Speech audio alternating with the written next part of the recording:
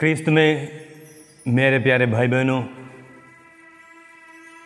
जीवन देव कम्युनिकेशंस में आपका तहे दिल से स्वागत है।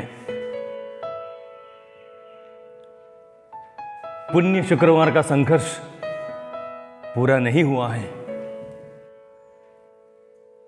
प्रभु यीशु के साथ जीने वाले, प्रभु यीशु के कामों को देखने वाले, प्रभु यीशु के कार्यों में अपना सहयोग देने वाले शिष्य लोग सब बिखर गए हैं।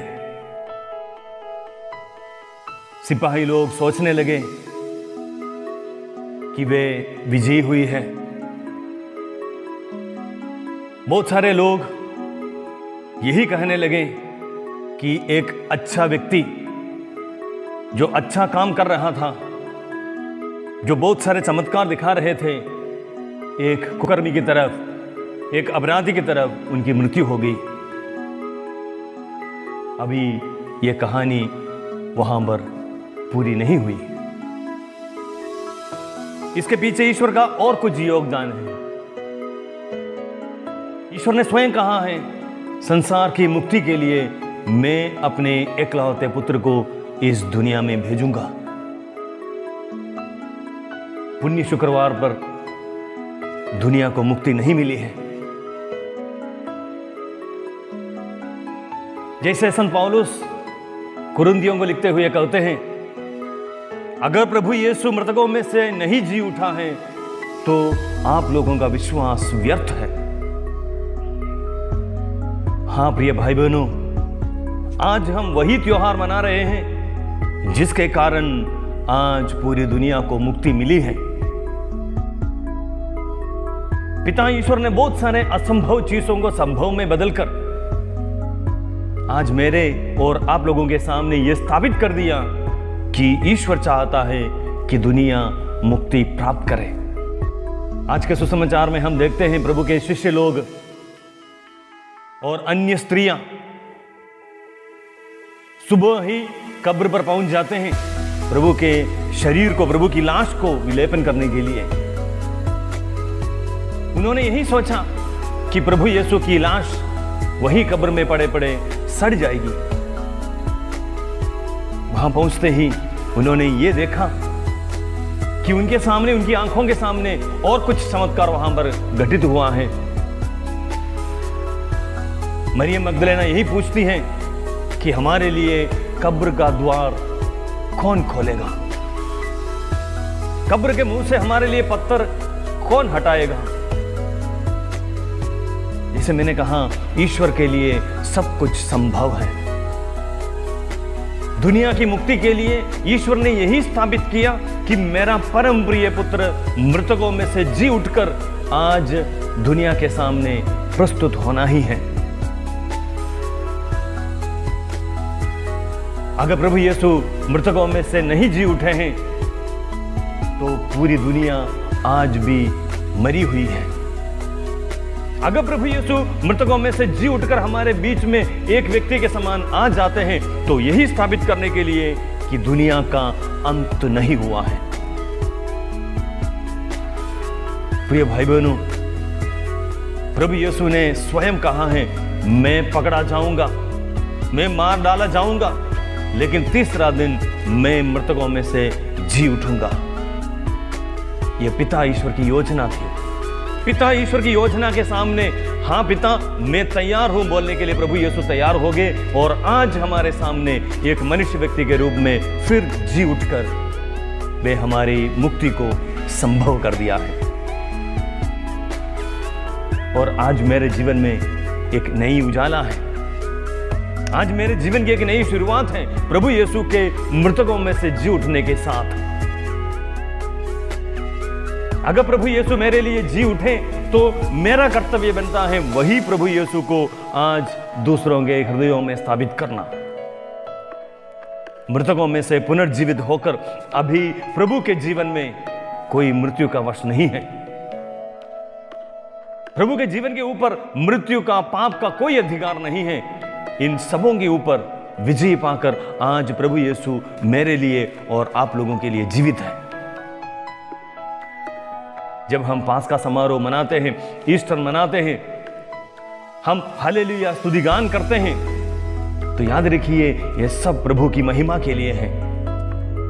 प्रभु महिमान्वित होकर अपने पिता की इच्छा के आधार पर मृतकों में से जी उठकर हमें एक नया जीवन, नई मुक्ति प्रदान करने के लिए वापस हमारे बीच में आ रहे हैं। लेकिन शायद हमारे बीच में, हमारे जीवन में हम शिष्य लोगों की तरफ सोचते हैं, हम प्रभु के अन्य शिष्यों के समान सोचने लगते हैं कि यह कहानी यहां पर खत्म हो चुकी है, हमें अपने कामकाज में वापस जाना पड़ेगा। शिष्य लोग सब बिखर गए, उनके साथ जो महिलाएं थी वे सब अपने अपने कामों में वापस चले गए। लेकिन पिता ईश्वर ने चाहा कि पुण्य शुक्रवार से कहानी समाप्त नहीं होती है। अगर वहां पर एक पुण्य शुक्रवार है, उसके साथ साथ एक पुनर्जीवन, एक पुनरुत्थान होना अनिवार्य है। तो आज प्रभु यीशु हमारे बीच में आकर तुम्हें शांति मिले यह कहकर हमें शांति का अभिवादन इसलिए करते हैं कि हमें एक नई शुरुआत की ओर जाना है, हमें भी पुनर्जीवित होना है। हम भी अपने अपने कब्र में रखे हुए हैं, कब्र के अंदर हम भी बंद हैं, हमारे पाप रूपी, वहीं से हमें निकलने की जरूरत है। अगर प्रभु यीशु में विश्वास करने वाले व्यक्ति प्रभु यीशु के राह पर चलना चाहते हैं, तो हम क्रूस उठाने से नहीं, उसके साथ साथ महिमा के साथ इस क्रूस पर, इस पाप के ऊपर हमें विजयी भी होना है। जब हम इस प्रकार प्रभु यीशु की इच्छा के आधार पर जिएंगे, हमारा जीवन भी पुनर्जीवित होगा। प्रभु यीशु हमें यही सिखाते हैं कि हमें कब्र में बंद नहीं रहना है, हमें निकलना है, निकलकर दूसरों के सामने जीवन देने के लिए, हालेलुया गाने के लिए, पाप के ऊपर अपना अधिकार जताने के लिए, और मृत्यु के वश में नहीं, मृत्यु के ऊपर विजय पाकर पुनर्जीवित होने के लिए हम सब बुलाए गए हैं। हम विश्वास करते हैं बपतिस्मा के साथ हम प्रभु यीशु के साथ कब्र में रखे गए और हम पुनर्जीवित होकर एक नई प्राणी बनकर हम वापस इस दुनिया में आ रहे हैं। हम विश्वास करें कि आज के इस दुनिया में जीने के लिए केवल एक ही व्यक्ति के साथ हमें जाना है, वह पुनर्जीवित प्रभु यीशु है। हम वही कलीसिया हैं जो पुनर्जीवित प्रभु यीशु में विश्वास करती है। हम वही कलीसिया हैं, हम प्रभु यीशु के पुनरुत्थान के बारे में पूरी दुनिया के सामने हम घोषणा करते हैं। हम मरी हुई एक कलीसिया नहीं है, पुनर्जीवित कलीसिया है। प्रभु यीशु मृतकों में से पुनर्जीवित होकर मृत्यु के ऊपर विजय पाकर आज भी हमारे बीच विद्यमान है, विराजमान है। वही प्रभु के अनुयायी हैं हम हर एक क्रिस्तीय। तो इसलिए प्रिय भाई बहनों, हम इस ईस्टर के दिन में हम पूरी दुनिया के सामने यह प्रस्तुत करें कि हम प्रभु यीशु के चेले हैं। हम आगे जाने के लिए कोशिश कर रहे हैं। हम पाप के ऊपर, पाप को छोड़कर एक नया जीवन स्थापित करने के लिए हम जा रहे हैं। हम हर एक को जब ईस्टर का विशिंग करेंगे, ईश्वर की शुभकामनाएं देंगे, प्रभु यीशु के साथ जीने के लिए हम कोशिश भी करेंगे।